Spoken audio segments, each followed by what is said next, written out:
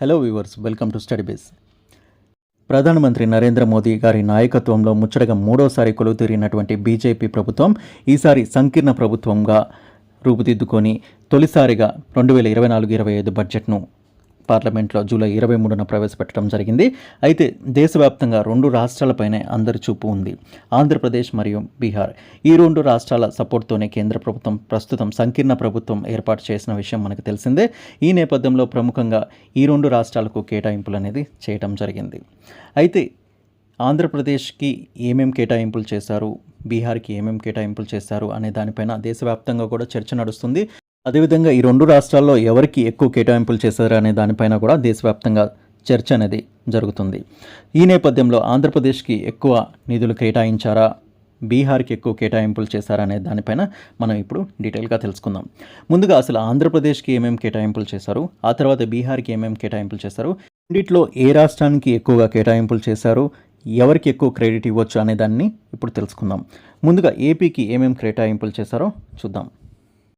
ముందుగా ఆంధ్రప్రదేశ్కి చేసినటువంటి కేటాయింపులు ఈ విధంగా ఉన్నాయి. ఆంధ్రప్రదేశ్ అభివృద్ధికి అంటే రాజధాని అభివృద్ధికి 15,000 కోట్ల ఆర్థిక సహాయాన్ని ప్రకటించడం జరిగింది.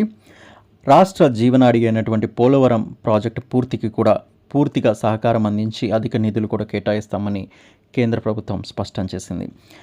రాయలసీమ, ప్రకాశం జిల్లా మరియు ఉత్తరాంధ్ర జిల్లాలకు సంబంధించి ప్రత్యేక ప్యాకేజీని కూడా అందిస్తామని ఆర్థిక మంత్రి నిర్మలా సీతారామన్ బడ్జెట్ ప్రసంగంలో ప్రస్తావించడం జరిగింది.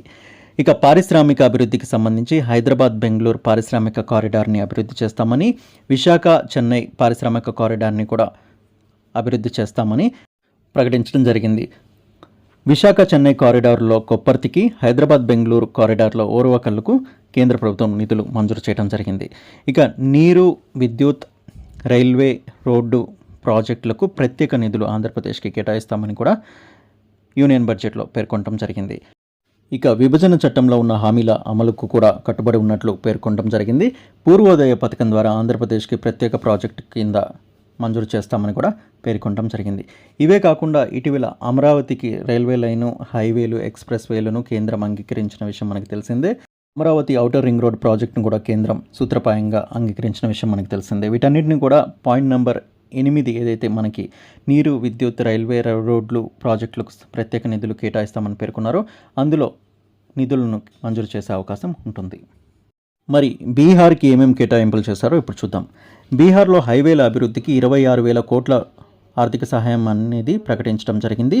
పట్నా, పూర్నియా, బక్సర్, భగల్పూర్, బోధ్గయ, రాజ్గిరి, వైశాలి, దర్భంగా ఎక్స్ప్రెస్ వేలకు, బక్సర్ వద్ద గంగానది మీద 2 లైన్ల బ్రిడ్జ్ నిర్మాణానికి కూడా ఈ నిధులు ఖర్చు చేయడం జరుగుతుంది.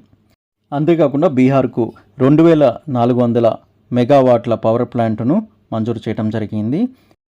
ఇకపోతే రాష్ట్రంలో మెడికల్ కాలేజీలు, కొత్త విమానాశ్రయాలు మరియు స్పోర్ట్స్ ఇన్ఫ్రాస్ట్రక్చర్కి సహాయం చేస్తామని ప్రకటించడం జరిగింది. బీహార్లోని గయాలో పారిశ్రామిక కారిడార్ను కూడా కేంద్ర ప్రభుత్వం ప్రకటించింది. బీహార్లో విష్ణుపద్, మహాబోధి, కాశీ విశ్వనాథ్, రాజ్గిరి వంటి చారిత్రక ప్రదేశాలను ప్రత్యేక కారిడార్లుగా గుర్తించి టూరిస్ట్ డెస్టినేషన్స్గా అభివృద్ధి చేసేందుకు కూడా కేంద్ర ప్రభుత్వం ముందుకొచ్చింది. ఇక ఇవే కాకుండా వీరికి కూడా పూర్వోదయ పథకం ద్వారా ఆంధ్రప్రదేశ్కి కేటాయించినట్లే వీరికి కూడా సహాయం చేస్తామని పేర్కొనడం జరిగింది. అయితే ఎవరికి ఎక్కువ బెనిఫిట్ ఇచ్చారనేది ఇప్పుడు చూద్దాం.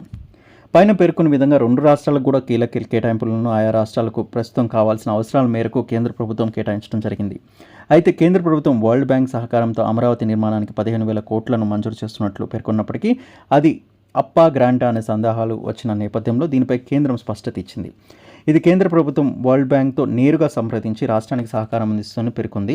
కేంద్ర ప్రభుత్వమే దీన్ని భరిస్తుందని, రాజధాని నిర్మాణం పూర్తయ్యే వరకు సహకరిస్తుందని పేర్కొంది. అదేవిధంగా ఆంధ్రప్రదేశ్కు పూర్తిగా కేంద్ర ప్రభుత్వం పోలవరం కూడా నిర్మాణం చేసి ఇస్తుందని చెప్పేసి భరోసా ఇచ్చింది. ఇంకా రాయలసీమకు, ఉత్తరాంధ్రకు మరియు ప్రకాశం జిల్లాలకు ప్రత్యేక ప్యాకేజీని కూడా ఇవ్వడం జరిగింది. బీహార్ విషయానికి వస్తే 26,000 కోట్ల రూపాయలను కేంద్ర ప్రభుత్వం హైవేలకు మాత్రమే ఇక్కడ ఖర్చు చేస్తుంది, అది మనం గమనించాలి.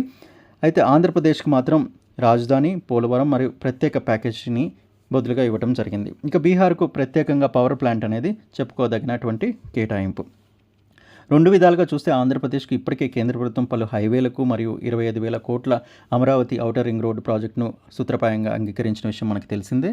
వీటిని మనం ఇదివరకే చెప్పుకున్న విధంగా నీరు, విద్యుత్, రైల్వే, రోడ్లు ప్రాజెక్టులకు సంబంధించి కేటాయింపుల్లో భాగంగా వీటికి సహకారం అందిస్తారు.